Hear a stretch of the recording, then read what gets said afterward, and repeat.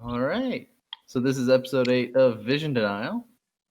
It's groups, baby. Groups, baby. My It's name's groups. Sebastian. I'm joined by Josh and Connor. Excited. Loud noises. We're friends with jerseys on the lines. Any European, North American, or minor region team that make it to the quarterfinals, which is minimum one, will buy their jersey. Except for TSM, they have to make it to the semifinals. And the Yeah. question is, will they? We'll answer that maybe later. Man, who knows? Only the future can tell. Mhm. We also do an extra analysis and discussions based off of the games, either on a per day basis or after groups when a bunch of best of fives have happened. Mm. And because we've done this wager for the jerseys, nobody noticed it, but minimum one of the teams in Group A will be getting their jerseys of either Team Liquid, Machi, or G2. That's actually. Oh, G2, they suck though. Damn, I forgot. Because like in my mind, the European jerseys were like Rogue and Mad. Oh, I don't want to buy a Fnatic or G2 jersey. Fnatic and G2 are European teams. Actually, also. you know what? I'd be okay with G2. I mean, I'd be okay with Fnatic. I don't want a G2 jersey. So you better fingers crossed. Oh, God. Anyway, today was the beginning of groups. We're psyched. Mhm. Everyone's hyped. Some more than others. Some fandoms are super psyched. Others are super worried. Subregions win 2-0. Others win 0-2. We're going to start with the first stomp of the day. That'll be a theme. So when we get to these next four stomps, I do want to take a point of trying to analyze them, not from the point of the winner, because there's very few things that have done that were wrong, but take them from the point of the losers. Mhm. And see the good things that they came out of it and how that bodes for future games. Because this is a lot of top teams dunking on people because they were definitely comfortable, and smaller teams seeming to ramp up. Mm-hmm. Sure. So the first stomp is FlyQuest versus Top Esports. I'll give you 3 seconds to guess which team stomped which. If you guessed Top Esports, you're right.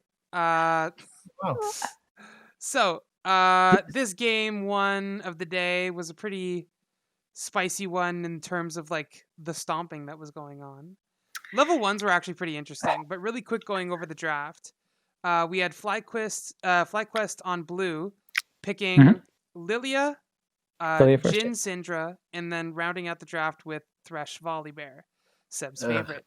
Top Esports then had their draft go Senna Graves and an Akali, followed by a Camille Set. Yep. So looking at that blindly, I just feel like this draft is almost disrespectful from Top. Okay. Yes. That was my takeaway. It's like you're looking at that going like, if these two teams are on even footing and the players are exactly equal skill level, just say they were. Yeah. FlyQuest wins this on draft. Yep. I mean, minus the Volibear, but yes. Sure, but even that, Volibear is just a reliable extra hard CC because it's on click that you can follow up with the Syndra or the Jin or the Lilia. Or just, catch out the Senna. Like you have so much pick potential on this roster, and everybody has that hard CC. Whereas what Tops is saying is like, we have, we're just going to outplay you with the Graves and the Akali, and like, they had their only CC they're relying on was either the set, Flash jumps in and gets off like the E stun, or a Camille ult, or a Senna W. They had 3 things, and you'll notice every single time they were jumping on somebody when they were getting kills, it was one of those 3 abilities. Because that's the only CC on the team. So it's either Camille ult somebody, they hold them in place. Well, you can't get out now, so you can't get away from the Akali or something. Doesn't matter. Or a Senna W hits, and they can instantly follow on that with 4 people. So, real quick, why did Top not ban Ornn? And also, why did their team pick Ornn? And then why did Top ban Ornn in the second rotation? This is the weirdest thing, considering how much you can get out of the pick from Ornn. ban or pick wise, and this was the before last ban. The only thing would be is if they considered Jin and Syndra as priority, they had to take away. Like keeping Knight off Syndra, you can argue, but I'm not sure about why you had to first round Jin when Ornn was open. Yeah, why would you also first round Lilia when Ornn is open? Well, play-ins taught us that it's super important to pick it early. No, play-ins taught us that it was not good. What? Well, then why did everyone pick it so much? I don't know. Why did everyone pick Volibear so much? Oh, touche. Yeah, I feel like you don't need Lilia there because sure you have like the Lilian Echo Band, but you still have, in terms of your top tier junglers, yeah, you still had, Graves, Hecarim, Lilia, like you had a decent pool of junglers still available. It's not like the pool got really pinched or anything. Mm-hmm. So yeah. I don't know. What I will say, just from outside of the drafts here, from the game itself, I'm happy that Fly didn't just fall over and die. Yeah, Yeah. they fought the whole way through. Yeah, they did very good contesting during all of the neutral objective plays, and they never faltered in terms of vision. It's just too bad Top had much better vision denial. Yeah. He said the thing. He said the title of the show. He said the thing. It really did seem like Top was just playing with their food. Yeah, I think I noticed that I feel like FlyQuest wasn't respecting when people were missing on the map. Like, for example, like I think it was early on in the game, 369 kind of rotated down towards mid lane. It was in like the side bush beside mid lane, and then Centauran came down and put a control ward in like the pixel bush, I think it's called, which is the one on the river. Mm-hmm. And then it's like, oh yeah, I have a control ward here. There's no way he's there. When they don't have a ward in is the side bush, and he just waits for like probably a full 10 seconds, and then all of a sudden jumps on him out of the one bush they didn't envision it. You just okay. They figured because they warded the two bushes around it, well, he probably couldn't have got through, but he slipped through before the ward came down. I just waited. Same thing when Karsa went to gank top lane. They were killing the Volibear, and he's just in the lane waiting there. She's like, yep, I know you don't have sight of me. I'm just going to wait until you walk forward to try to get the ranged minions. Yeah. When you walk forward to get the CS, now I'm going to jump on you, right? I'm going to wait until you're paying attention to the minions, and you're, right? Like, he just walks into the bush and goes, oh, there's a Graves here. Oops. Like, yeah. One thing I did like on FlyQuest's part, though. So. Oh, sorry. Yep. No, I was just saying, one thing I did like on FlyQuest's part is that I did like their level 1. I thought their level 1 was actually pretty good. Like the invade, invading a Graves, like it's ballsy. Invading top esports is Graves, also ballsy. I like the fact that they didn't just kind of like roll over. They stuck to the fact that Lily is really good at getting raptors, so like abuse that fact, right? So they did the level 1. Yes, I keep wanting to say Karzi. It's not Karzi. Who's the jungler again at the top? Karsa. There you go. I was like, Karzi's the AD carry for Mad. Why? Karsa also did a good adaptation though, where they jumped over the wall of Baron and tried to go get the blue. Although, again, Santorin, I don't know if it was smart pathing or just like wanting the blue.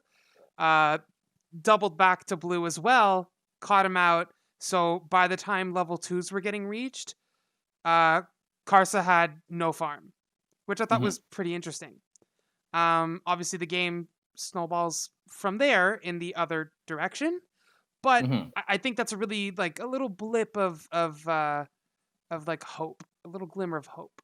This is not like looking at the game as like, oh no, North America's doomed, and then you look at the next 3 games, you go, you know what, a little preemptive.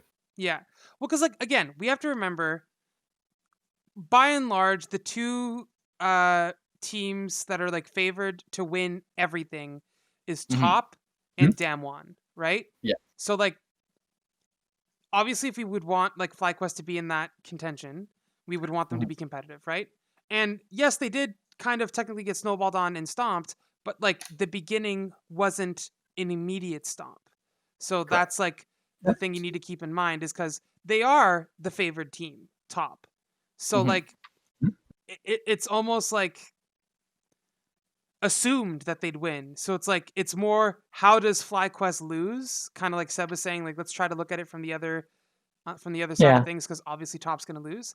The fact that FlyQuest they didn't lose gracefully, but like they lost while still trying to look good, if that makes sense, while still trying to do things. Win, and they weren't playing to not lose. Yeah, that's the important thing. If teams start playing to win and not playing to not lose, sentence is awful.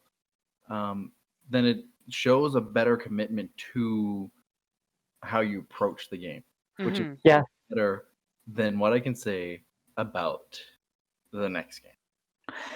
The last two really quick points in that first game though is that, like, so people are talking about how top esports will play around like top and mid a lot, and they'll be around those lanes especially early.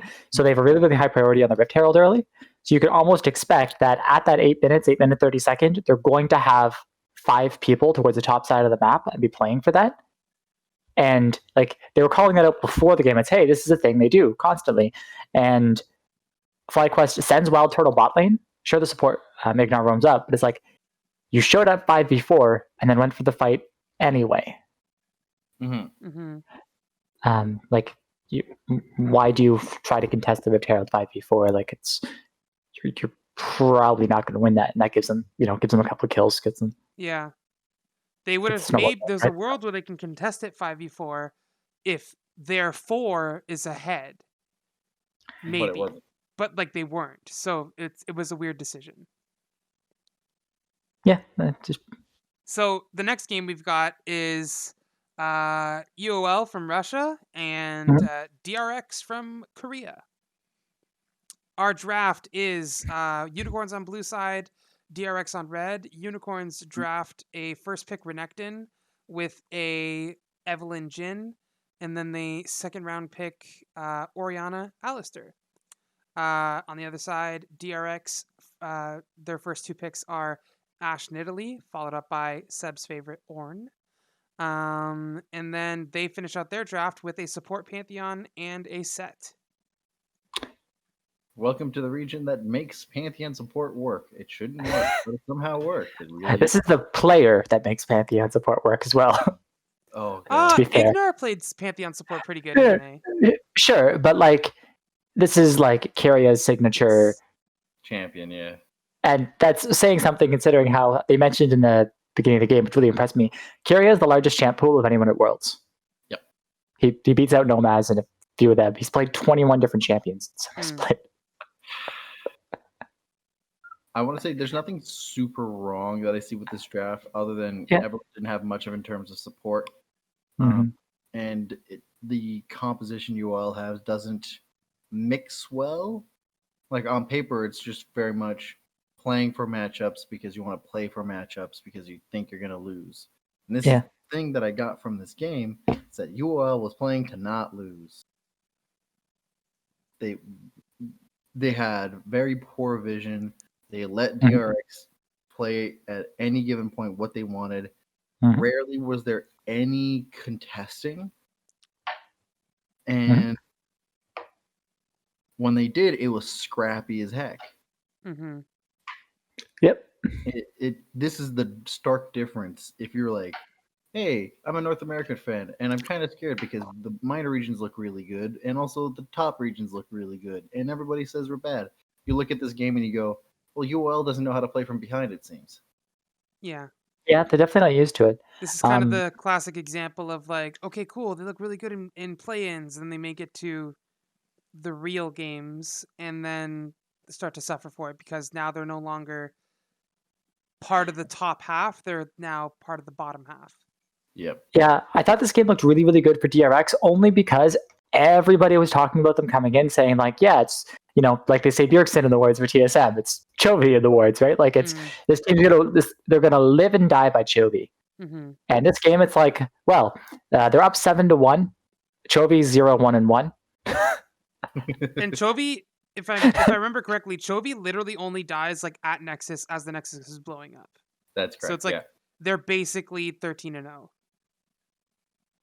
Yeah, so like Chovy has their early death and has not been involved in this. It's Keria and Piosik. I have Piosik as my player of the day because he was just that insane this game. He was everywhere on that Italy. And I had somebody else also, but junglers are also like all on form for the teams that won. Mm-hmm. Yeah. I don't think I've ever seen a Nidalee pop off this much in a pro game, at least not for a while. If there's an old one that I should be aware of, where they were mid laners. Yeah. Let's not talk about that. I don't like Nidalee Spear half healthing you. Those disgusting times. It happened in this game. Yeah, but like they were also ahead with like full build and shit. Like at that point, yes, half health the people. But anyway, we're not talking about 2014 Italy. What I would definitely say is that for this particular game, don't approach Vision the way UOL did here. They approached Vision very defensively. There was not enough control, and DRX didn't have to do anything. They literally just were like, okay, cool. We're going to make sure we do skirmish wards, and then we'll just leave because they won't do anything to defend because they don't know how to play from behind, which is, I think, one of those things that worry me about regions where you're sending in a team that's so clearly leagues above everybody else is that your experience from playing behind is super small. Yep. And like scrims can maybe help solve that, but how much is it going to help compared to like actual proper exposure regularly? But where they are in Russia, you would think the UOL would have the ability to play against LEC teams. They do. They scrim against LEC teams. It's been mentioned a couple times that Russia scrims LEC somewhat, but it's not confirmed on if they're scrimming like the XLs of the world or if they're scrimming Fanatics, G2s, stuff like that. And also, scrims are only a place to practice strategies, not to apply them, right? Yep. And the application of your gameplay on a stage is not the same thing as a scrim in your home.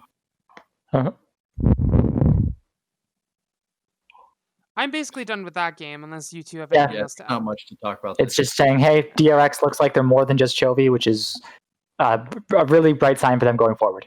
I'm really happy to see that because I was really worried about them coming in. It looked like they were. Was DRX the team that like squeaked by through qualifications? They literally cheated almost. Okay, yeah. There's a whole big thing about like a 7-hour pause. Not 7 hours, but it's like an 8-hour pause, and he played on 10.7 and then won the 2 games. Yeah. So let's pocket that. Put that aside. Yeah. Next game we've got is Damwon versus JD Gaming. Or no, sorry. The next game is Rogue versus PSG. This is a very sad game for me, which is why I wanted to skip it. So blue side we got Rogue. Well, it's not that side because I do like Rogue and I want them to do good. But anyway, on blue side we got Rogue first picking the Lucian, and then picking Evelyn Callista. Followed up in the second round with a Malphite and a Rakan. The PSG they picked Graves Renekton and then a Senna, so triple AD. And then they picked Orianna and Nautilus. I gotta say, this is the most solid draft I've seen from Rogue, bar none. Is it because of the Malphite or in general? Well, the Malphite Rakan is a very good twist on it, but they really recognized what they were aiming for and pivoted. I really like that. Yeah. And they made sure to grab picks that at least countered a specific aspect of the core that PSG had picked. The draft, the bans are pretty standard. That's not what's super impressive. What's impressive is the round 2 pivot that I think really recognize the weaknesses, regardless of what the support pick PSG was going to pick. This shored up whatever was going to be needed and missed the issues. Both sides had really interesting comps. The problem here with PSG's comp, however, is that it takes so much time for it to come online. And by that point, once they have everybody's solid, 2 minutes later it falls off. Yeah, this is just standard. Like, hey, if you're playing Evelyn, you know, you want to have those strong early game lanes. They went for Lucian right away and then said, okay, you know, they're known for the Evelynn comps, what they do. So like you have the Callista as well, super strong early game, and Malphite's just not going to lose early, right? So like this is what, you know, they talk about. It's like the Evelynn comp where you just have the stable lanes that can enable Evelynn to do what she wants. I talked about this last episode. I really love when Rakan is not the primary engage, but you have something else that Rakan can follow up on. Malphite is like the best example of this because they have like the same size between the, you know, Malphite and Rakan W. So you saw it a couple times in this game, done really well, which just Malph goes in, gets like 3 people, and then the Rakan just follows up as the Malphite ults, you know, finishing up, but then goes into the charm, and it's like, well, you're not getting out of this. Like, you know, they pick off 3 people, that gives them a dragon, that gives them Baron. I think. I would say really solid combo. The first 15 minutes of this game is disgusting. Really well. Yeah, the 3-person mid at a minute 30. Oh my god! And then again at like 5 minutes. Disgusting. Less than that. It was like 3:20 or something. Was like they did it again. Like they just walk both of them there, and it's not even like a vision thing, because especially like a minute 30, like if the enemy bot lane hasn't showed at a minute 30, you're like, oh, they're probably just like, you know, leashing the jungler, right? Like it's a barely even got to lane, and it's just no, there's 3 of us mid. Yeah. I would definitely put a note though that despite those 2 early level plays, like the level 1 and level 3 play, PSG was adapting towards those plays and putting pressure around the map that was appropriate. Sure. It just didn't amount to anything. These 2 teams didn't prioritize the Drake at the right moments. This was one of the slowest Drakes. Yeah. Which is really weird considering how fast this game went. I don't think there was a soul. It doesn't look like there was. Yeah, so I would definitely say that PSG. Oh no, there's a soul. 4 dragons is soul, right? Yeah, 4 dragons taken is not necessarily a soul. If one team has 3 drakes and the team has 1, then there's no soul. Oh, sorry. Yeah, I looked. Okay, 3 one side, 1 the other. So they didn't make it to soul. No. Yep. And it was very late also. Yeah. I would definitely say that like PSG appropriately responded to neutral objectives. The issue here is that they were slow and were responding and reacting more than being proactive. And it clearly showed that there was like an adjustment period for both River and Tank. And I've got a bunch of question marks for them. Because I'm really afraid that River and Tank can't do what was it Uniboy and Kongue were able to do. Yeah. I'm now really afraid that maybe like because like those 2 were subs, but they almost worked better with the team than their original team members did, which is really weird to me. Now it'd be funny if it like next year they're like, yeah, let's have these 2 rejoin our team. But anyway, that'd be funny. That's really important. Yeah. Is that that particular region, they're from AHQ, right? Yeah. And AHQ is like a cursed team organization. They'll always be like in the top 5, likely make worlds, but always fumble or choke or whatever. And they always have talent. The difference here is that when PSG was playing and they were playing solid, River and Tank were the strongest core and the most consistent core from that team. And the fact that Uniboy and Kongue were also doing the same thing, in my mind, cemented that they were playing as if they're going to be just slot River and Tank in. It'll be almost the exact same thing, just a different champ pool, which means we can throw people off. And I'm like, all right, cool, that's fine. And this time it looked more like they were adjusting. And whenever I see teams taking the time to adjust with a game, like long-term worries me. I don't want to be in a situation where my world's form is when I need to break the tiebreaker. Yeah. Yeah, but also I feel like you can't fault River too much even for that, because like I said, they went 3-person mid 130 and then dove him like level 3, whatever that was. You like mean Tank? As Tank's mid laner? River's the jungler. Oh, okay. Sorry, I had that backwards. Okay. The mid lane, I don't know where Yana is. Tank? Yeah. Okay, again, first time ever seeing them. Yeah. Really? No, I'm just helping you. Yeah. Yeah, sure. Yep. So I wouldn't fault the mid laner. That's tank for that per se, because both those that's plays not came out of something- nowhere. Yeah, that was between two towers, level 3. I mean, it's kind of expected. That- A lot of the vision play. No, the expected- second gank is not an expected thing at all. Okay, they literally moved towards the river to roam. Mhm. That one is a fairly obvious tell. The level 1, I've been like, all right, cool, it's creative. People do level 1s all the time. But the level 3 gank, when they moved up the river and supports tend to roam that play, and Rogue is one of the most telegraphed teams in World, like the most telegraphed team. I don't think Sure. that's a telegraphed play though. But Like it's like You usually don't see an 80 carry roam at 330 though. That's There should have been an expectation of somebody roaming to you at level 3. yeah, And the but fact like that the that thing was is not that I think played tank for. lives if it wasn't 3 people though. That's the thing is that it was 3 people. Like part of the whole situation is that the fact that the 80 carry is usually there, and the fact that the 80 carry was not, should have been some indication that something was up. it's true. 'Cause that was not I guess. Well, there's not a cheater recall to be given at that point. Yep. So that looks suspicious as heck. There's a reason for And- him to back. He had to get items. He got a kill already. That would be a cheater recall, but he didn't have that gold point yet for the cheater recall. Right. That's the same thing in the FlyQuest game though. It's like, well, FlyQuest could have been a little more cautious saying, hey, we don't have vision on 2 people. They could be here. Right? Mhm. Like you can't really fault them for saying, oh, like they didn't have vision and they walk in and all of a sudden there's people there. Sure, that's fine. Like they could have been saying, hey, these people are missing. Be more careful. That's all. So what I will say though that's is fair. that, what I will say though is that Rogue has been playing a lot more, a lot different from what they usually do from their playoff games. They usually have a very telegraphed play where they consistently play through the top side, and this time they did do topside play, but not as early as what was needed, and they did a lot more transitioning to get to those points. And usually it's just, we're going to lane, Herald, keep laning, Dragon, keep laning, and so on and so forth. Mhm. And this time there's a lot more movement involved.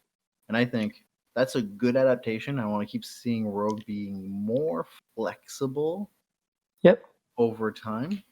But this was a cool draft from them. And I'm happy to see that Rogue is not as big a disappointment as they were in playoffs. This is a trend. DRX is not as big a disappointment. Rogue is not as big a disappointment. These are nice things. So the people that we were expecting to be disappointed by are getting are ramping up, and the people that we thought were ramping up are disappointing. Yeah, I mean that's not so fun. I'm happy to see that that my expectations are continuing to be challenged here, because it means that we don't know going forward if the teams that got stomped will react the same way and try to be cautious instead of playing for wins. Yep. Or if they will, just roll over and die. And I hope they don't just roll over and die. I don't want to ever see another team go 0-6 in a group. Yeah. I do also want to just say, I don't know if we brought up the score yet, but I think it's still pretty sick that Rogue had a perfect kill game. Like they didn't give up a single kill, and that's kind of crazy. It's really good. Well, that's that. There's not much more to that. Just it's weird from PSG that they were not playing to win, but they were reacting to what was supposed to be the good move. It's really clean from Rogue. Cool.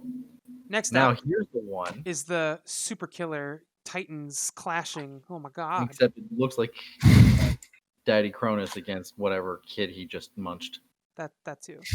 That's really what this looks like. And I think this cements really how strong Damwon is and why they're one of the 2 favorites to go for. I'm just gonna go over the draft really quick before we get into it. So on this for this game, we had Damwon on blue side and JD Gaming on red. We had first pick for Damwon was a Camille, followed by a Twisted Fate Nidalee. Nidalee Twisted Fate. Then after that, they rounded it out their draft with a Jin Leona. And then JD first picked an Ashe Lilia, followed by a Volibear, and then rounded off their draft with 8 Jace Nautilus. I have almost 0 notes about the game itself. Damwon literally just decided you don't get to exist today. I will say, please stop playing Volibear. Just don't. Yeah, I much prefer Damwon's draft.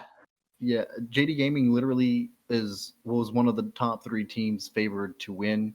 Heck, some of the people around were like, JD Gaming is definitely the favorite to win for their year-long dominance in China. They decided to pick Volibear and then immediately got dumpstered on for that decision, rightfully so, and picked a very heavy AD composition.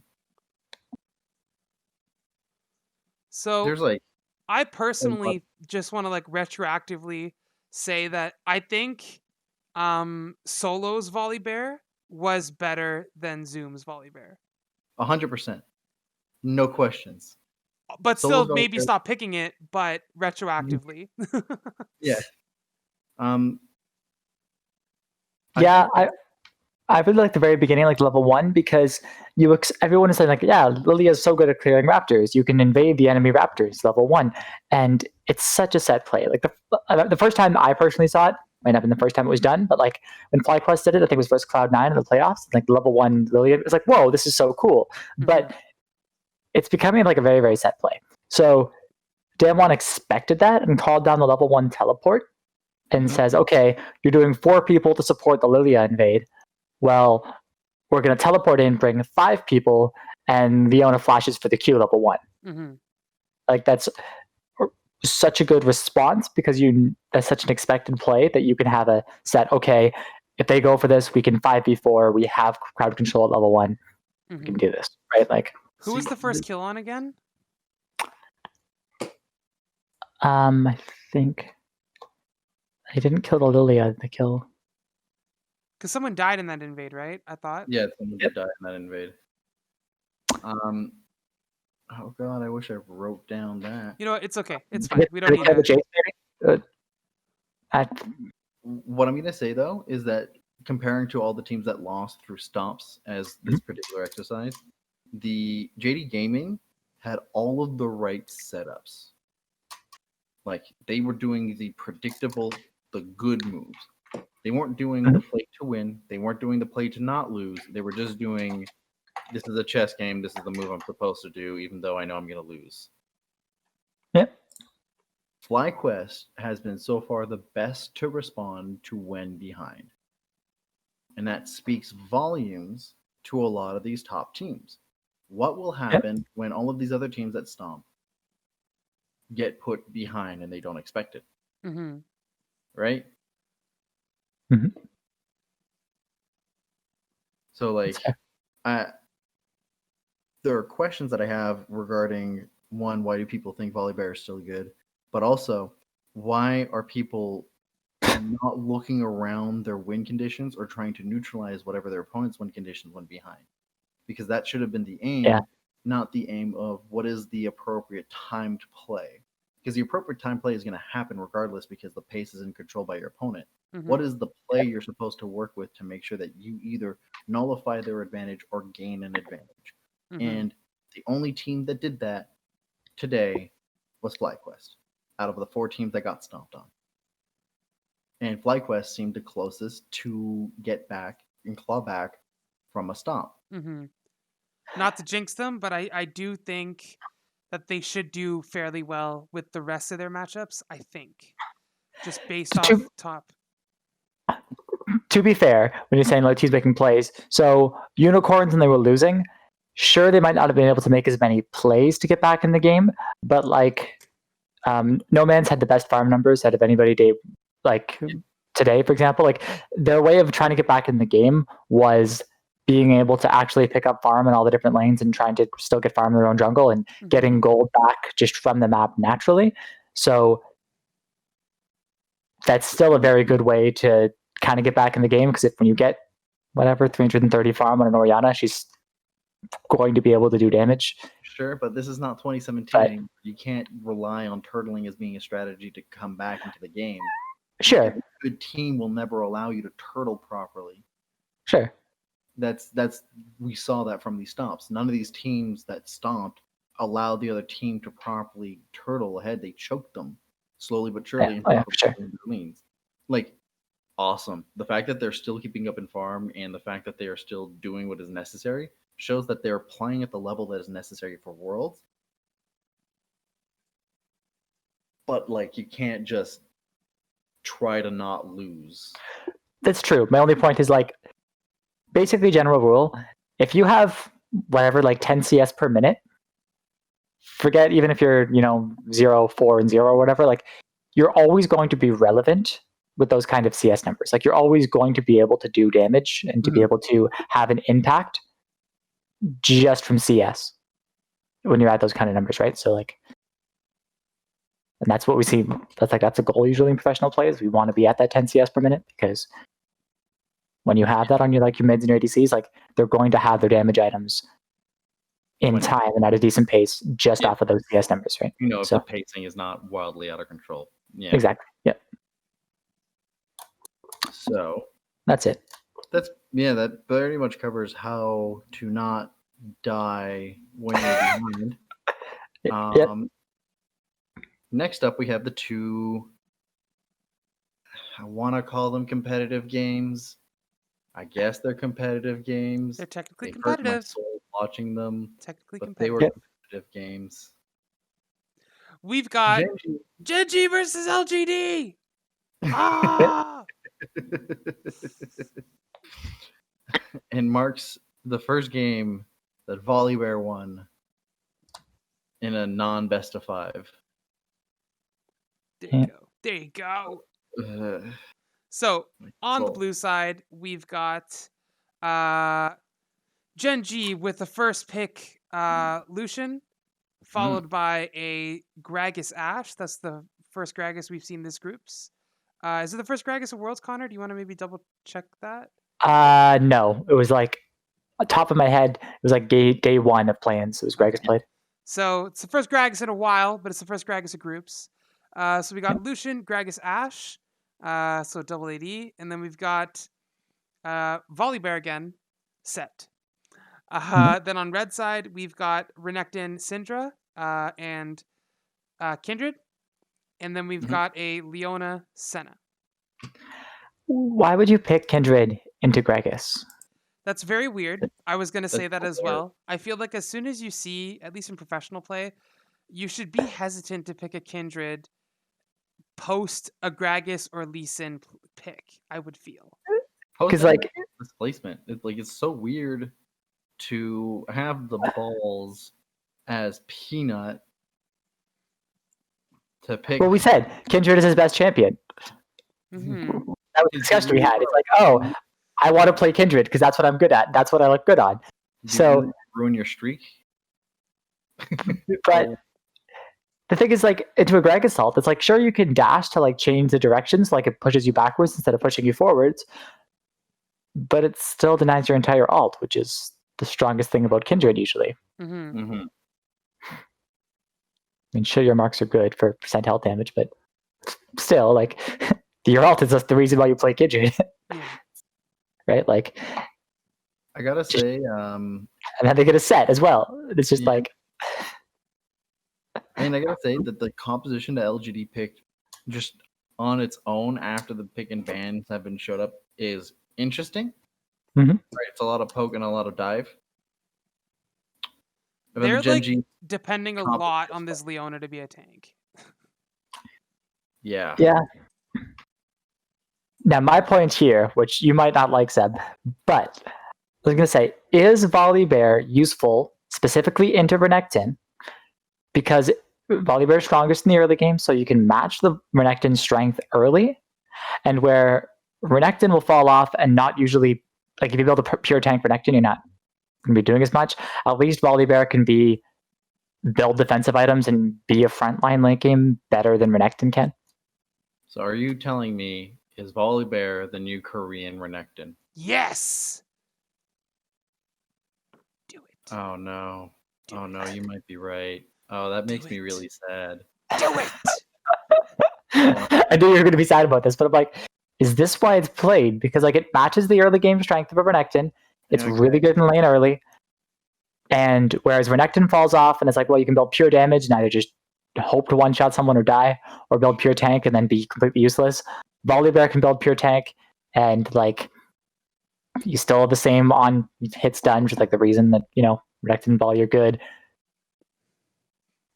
So why not just like pick Camille? Because Camille can't be tanky. Camille's not a strong early game, right? So like they're picking it, for example, say your team comp has like an Evelynn or something, right? Like you want a stronger laner early to be able to support the Evelynn until she, right? So if you're picking Camille Evelynn, you're going to have a really, really weak top side of the map early, which can be exploited. True. I mean, for example. Yeah, for example. So here's the thing that's really weird to me then, right? Mm-hmm. It is come to the attention then, why would you pick either of these two options at this point then, right?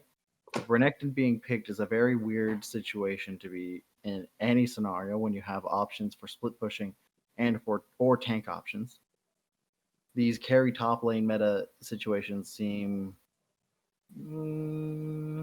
well, we've seen Renektons get ahead and carry games, so it's not like they, right? We've seen like the Renekton Italy where Renekton gets a couple of kills, gets ahead, and then just starts steamrolling over games. So like it's not like that's still a playstyle that can happen. Yes.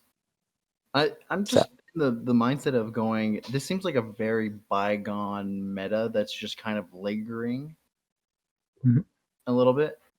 And eventually I bet you a strategy that's other than pick Volibear into Renekton will show up. Right? But yeah, I don't want to see Volibear into an Ornn ever. No. Don't do that. An Ornn is just stupid. Like, yeah.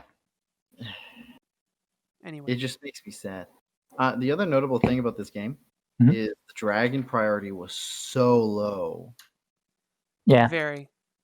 And in a 45-minute game, no one got soul. Until like the very, very end. Like, how many dragons were done? 7? 6 dragons were done, and no one got soul. I just could not. This was just a really weird game from both sides. Gen.G clearly had the advantage in tempo, pressure, gold, and yet just were like, here, have a free Drake. 3 times. And I do also think... Oh, sorry. There's like some weak lane manipulation. Peanut was behind in stacks. And, I mean, ahead in like farm, but behind in stacks from what was usually happening. Something I want to bring up really quick is that maybe it was mostly just this game, but like I feel like for groups, like all the games we've had with Senna so far, I feel like a lot of Sennas leave souls on the ground at like really weird moments, right? So it's like I noticed a couple times like a dragon would go down and like the Senna would just walk away and not take the 2 souls. And I think Kramer did that a couple times in this game. And like I can understand not grabbing a soul in lane because maybe it's like slightly overextended or like whatever. But like I don't know, like I remember seeing a couple times where it's just like there's a soul there. Why are you taking it? I mean Thresh. I like I use my lantern always to grab souls because like the souls is best part of your kit. That like and Senna souls are better than Thresh souls and easier to get. It was very weird to me. I feel like the Senna pick. Yeah. I personally think that Senna should be picked with like something. I don't think that fasting Senna is the only way that you can play Senna, but I definitely think that Senna should be matched up with like a set. I think Senna set is a good lane. I don't know Senna Wukong. Senna Wukong. Like I just don't know how good like Senna Leona is, or like what we see later, Senna Alistair. Like I don't know. I feel like that like a CC pick is something that you would want for something that can blow someone up, and like Senna, unless she's like ridiculously ahead, doesn't really do that. So you're picking these lanes, like you're picking the Senna Leona and the Senna Alistair, and even like the Jimmy and these kind of things. So it's like the maximum amount of CC you can get out of your bot lane. So it enables, for example, like DRX did it, I'm pretty sure. So they pick like the Nidalee. It enables the Nidalee or your Evelyn, these kind of picks to be able to show up in whatever lane they want to be able to get off the ganks, right? So when you're playing this like Alistar, you're saying, okay, we can just farm kind of safely, we can disengage, and we can go for the plays when our jungler's nearby or when we have support. So like, yeah, they're not doing as much damage themselves, but if we have like that Nidalee, Graves, Evelyn, like that kind of very high damage carry jungler who's going to then come in and follow up on our CC combo. And that's what they want to play. But yes, they are like, getting ganked themselves and, Alistar's dying in lane and that kind of thing. Like, yeah. It's true. Also, Mark got the shit kicked out of him in this game. 7 deaths. That's a lot. Yeah. Yeah, neither one of these teams either set up for any neutral objective. It was... Yeah, the vision was all defensive. It was like both teams just warding their own junglers. Yep. It'd be like defensive vision. Defensive. Okay. This made me very sad to watch. I was really, really hyped for Gen.G, which was like the cerebral team of the Korean League, and this is quite garbage. And LGD's going that far, giving me a lot of hope that they would improve, and this was quite garbage. Neither one of these teams, I think, were playing up to snuff. And if this is how these two teams are playing, then our two Western teams here are probably going to do just fine. Oh, shit. Okay. That bad? I had more hope out of like these two Western teams, despite how bizarre this game is, that they would probably fare better if this is the form they're showing up in. All right. Again. Does this group play tomorrow? This group play tomorrow? Maybe. I feel like they give them a day break. It rotates. So yeah, they do play tomorrow. So it's TSM, Gen.G, Fnatic, LGD. Oh, nice. I think LGD is gonna have a rough time. If this is the form they're showing up in, I'm gonna be real. I don't ever want to see neutral objective setups like this ever again. Yeah. Defensive vision to going into fog of war and being there before the enemy team and just hoping they don't attack you is not a setup. Yep. Like, go back and watch the first game if you want to see setup. When top is going, like, for example, that third dragon, they have wards like, okay, control ward dragon pit, control ward pixel bush, control ward in the enemy jungle behind it, control ward in the tri-bush by bot lane, control ward in our own jungle entrance, make sure there's nothing behind us. It's like, okay, we got 5 here, and then we got a layer of regular wards in a circle further out around that. So it's like there's whatever within like a 1,500, 2,000 range. There's like 12 wards. Yeah. Like, please come near this dragon pit. Whatever shall we do if we can't see you? Oh. Yeah, just like guaranteeing that FlyQuest cannot contest that dragon. Yeah. It's like, you have a gold lead. Spend it on control wards. Moving on to the next game and my favorite draft. I will probably gush about this for 5 minutes because I can compare this to the first NA versus EU match that was played, and they are very similar to each other. Okay, in ways that you probably wouldn't notice. You mean like Mad Lions, Team Liquid? Is that what you're talking about? Team Liquid, yes. Okay. All right. What do you remember that was very notable about the Mad Lions versus Team Liquid matchup when they did the pick and ban? That one team had Jat and the other one didn't. I remember that conversation.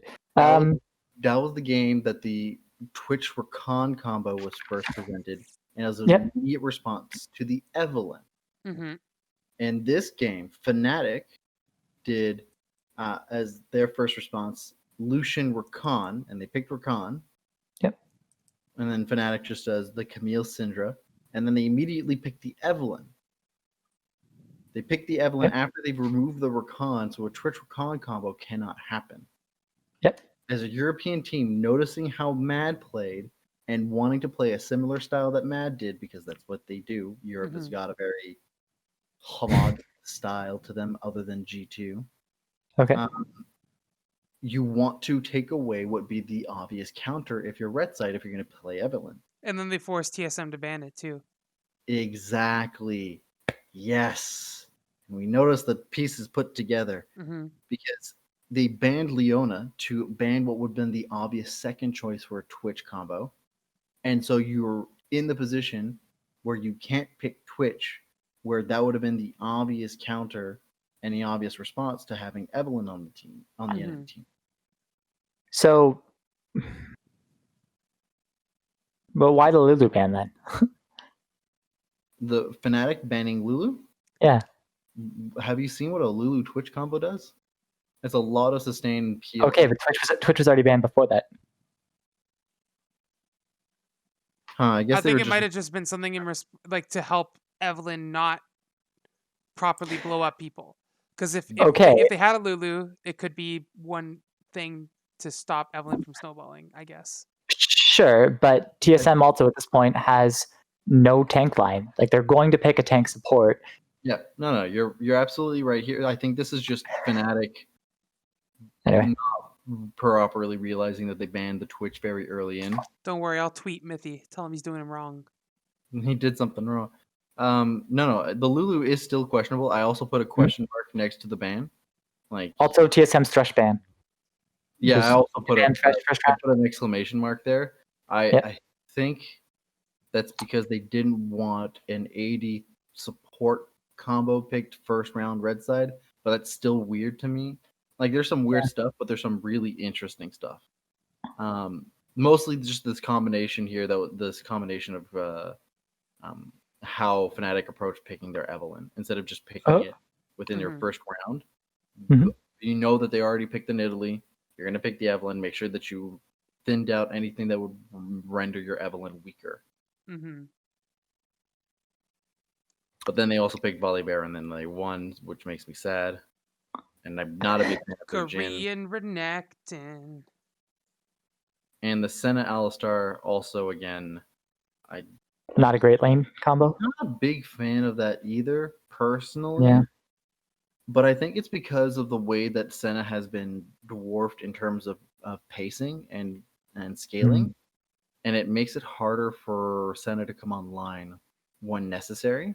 And a lot of these supports are being picked as a complement to the team composition and less for the lane, which can be slightly compromising if it's such a negative towards your lane. I would also just like to say this game is has my play of the day in it. And my player is involved in this play of the day. Freaking self-made. Oh my god. Flashes. The flash over the wall to just nuke double lift Yeah. was disgusting. And like maybe there was flashier things that happened today or whatever, but like that was just like style points in my opinion. It was just like it's also super smart because of you have the immediate escape tools and you have the vision for it. Self-made is my player of the day too, mostly just because of the way that he interacted with the vision. And how he caused a lot of confusion within TSM, which is weird. This team should know how to deal with Evelyn. They come from a region where dealing with Evelyn is not like a huge deal because nobody picks it there. Like Team Liquid clearly knew how to deal with it, and there's a reason why you don't pick Evelyn in North America because everybody knows how to deal with it.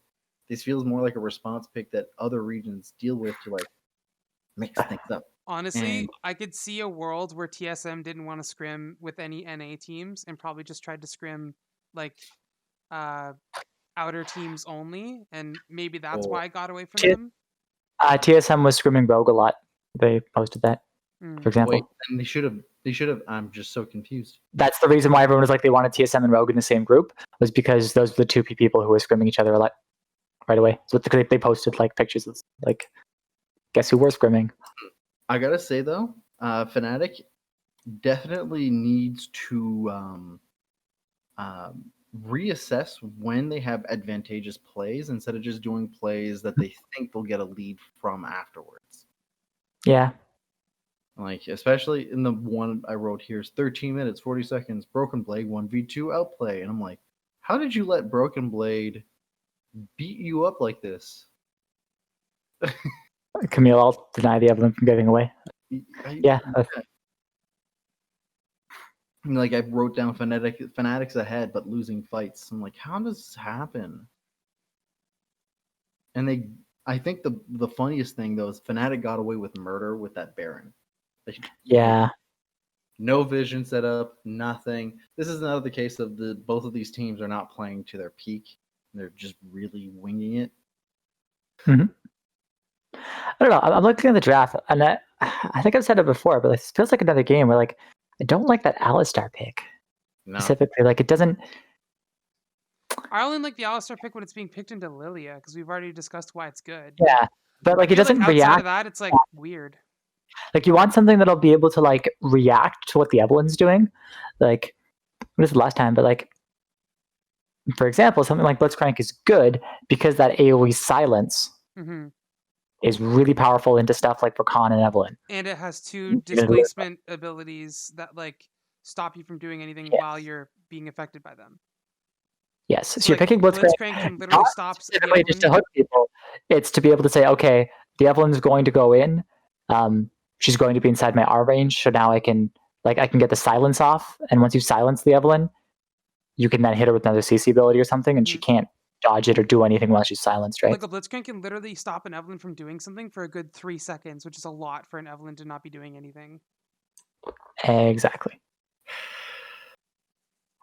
Yeah, these last 2 games were not super impressive to me, outside of the very well set up first and second part from Fnatic, and then I just don't know why they picked Volibear Jhin, and I'm also confused by TSM picking Senna Alistar. But I did want to make a focus and note of that, because if we're going to see more Twitch Rakan in the future, this is the kind of interaction we should be taking a note of. Yeah.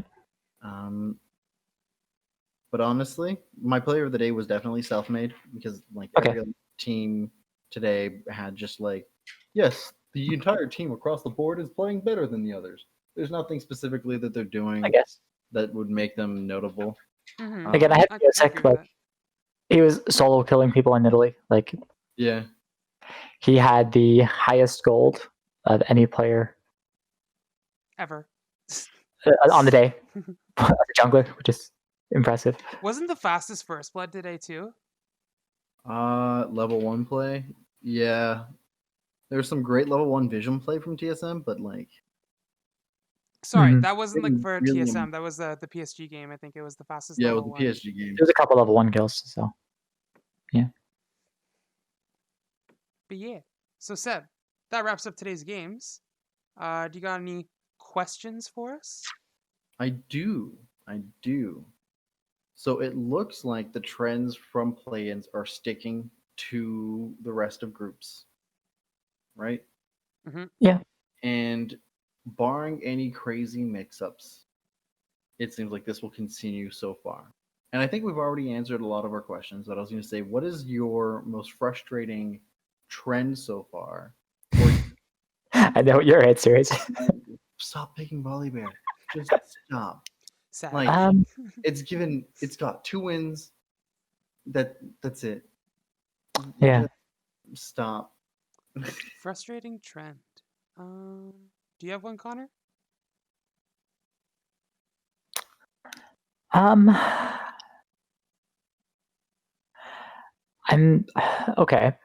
surprised that we're not seeing like defensive tanks, particularly, especially in day 1. So I mean, like the Braum, Tom Kench, Shen, these sorts of things. They can do a lot of these, like when you know your opponent's playing a very like aggressive, where they're playing something that wants to engage and wants to go in on you. We're not seeing any of these kinds of things, at all today. In response, like, the Shen, like Braum and Tom Kench are played that often, like, so that's reasonable, but like the Shen passing through a lot of these drafts was banned a few times, I think. Yeah, it was banned in the last game. It was banned 3 out of 6, but still, that's right. Like, kind of surprised that hasn't been played a lot, because especially looking at some of these team comps, and it's like, okay, they're going to be playing whatever, Set, Volibear,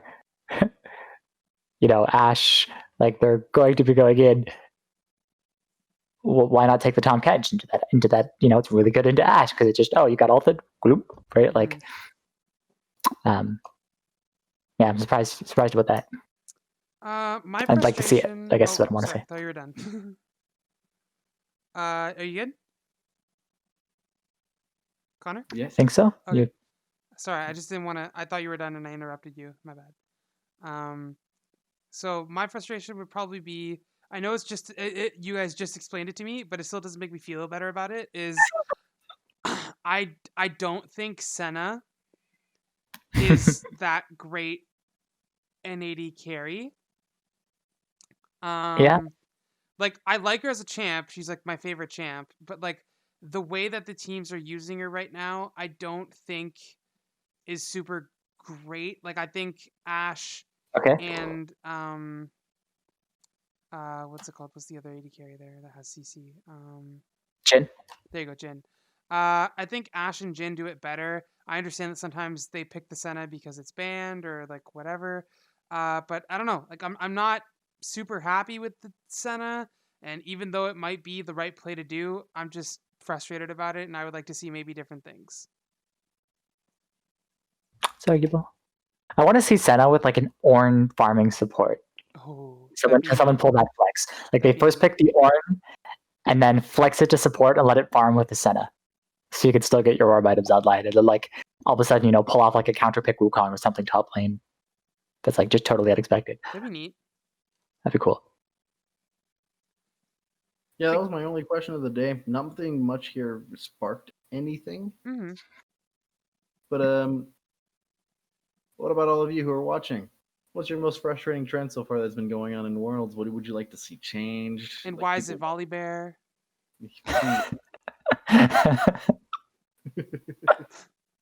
Let us know in the comments down below.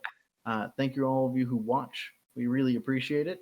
If you take the time to like and subscribe, we'll have the chance to see you all tomorrow for the next set of games, where we'll see Group A for the first time.